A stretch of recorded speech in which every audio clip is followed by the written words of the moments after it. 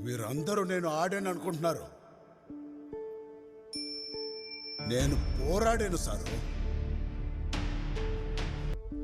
ఆ రోజుల్లో బ్రిటిష్ వాళ్ళు ఉచ్చపోసుకోవడానికి కోసం, సరదాల కోసం రైలు బండి ఆపినప్పుడు స్టేషన్లే పుట్టుకొచ్చినాయంట సారు.